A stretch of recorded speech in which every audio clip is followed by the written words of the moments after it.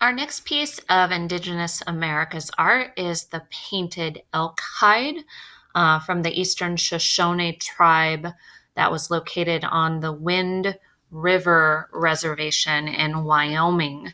We have an artist, which is unusual for our Indigenous Americas unit.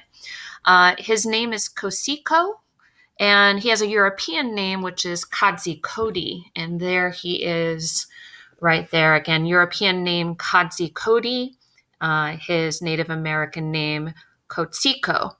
And he has created this elk hide. And again, materials wise, it's elk hide and pigment that he both painted by hand and stenciled onto this hide. And we think it was like a wall hanging. Some even believe it was an actual piece of clothing, like a robe that you would wear.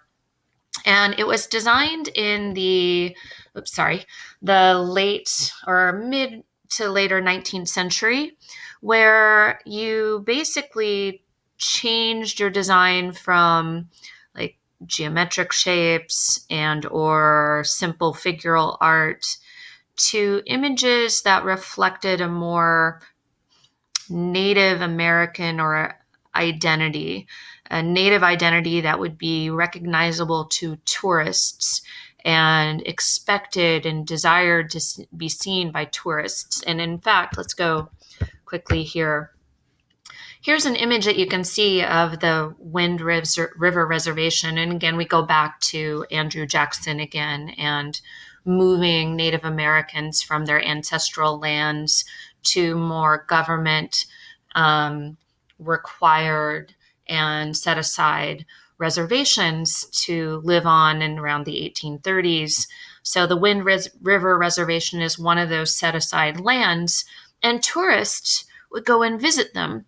And they would expect to see teepees and imagery of buffaloes and feathered headdresses and bows and arrows and things that maybe were not being used or worn, or just animals like the buffalo here that had been not found in this area since probably the 1880s or so. They were gone since then. And so that to see those in the painted elk hide, it's like the artist is giving the tourist what they want, what they expect to see. And it was a way for these Native Americans to make a living and to help out their community by selling these hides to tourists. And so if they expect to see feathered headdresses, you gave them the feathered headdresses. And if they're here, like right here, if they wanted to see buffalo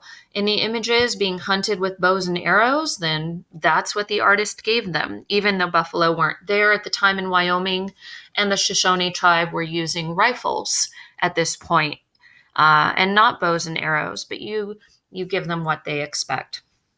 So men and women painted these hides. Men were more painting the teepees, clothing items. They were painting on shields.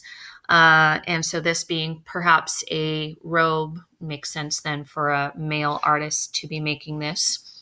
The image itself is showing what's called the sun dance, which is a very sacred, like religious ceremonial practice. And you can see the men wearing their feathered headdresses, moving, doing a dance here that was probably honoring their sacred creator god. And you had buffalo. You have a buffalo here who is being raised up on two poles. An eagle is in between those two poles. And the practice is ongoing at this moment. But the U.S. government outlawed this dance at some point, wanting the natives to assimilate more to a more traditional Western practices and religions.